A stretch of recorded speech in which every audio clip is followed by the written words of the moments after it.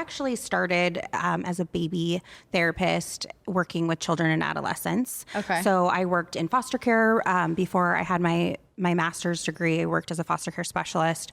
I love doing like child welfare. And then I worked at Boys Town for several years at their psychiatric residential treatment facilities. So that's like the highest level of care. All of those kids are have major mental health disorders or behaviors that they're not safe to live at home or in a foster home or in a group home.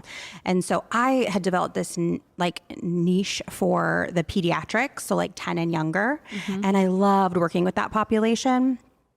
And then when you become a mom and you're reading about the most horrific traumas that have ever happened to children, it changes your brain chemistry. And so I could no longer like read those case files and not put my little babies' heads or faces in those pictures. And so for me, I couldn't do it anymore.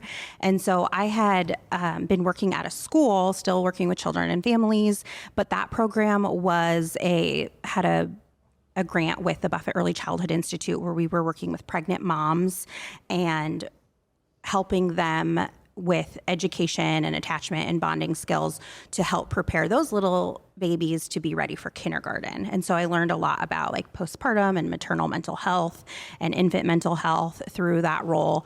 And then I became a mom, and it really just... That's when you really learn. Yeah, as well. For sure.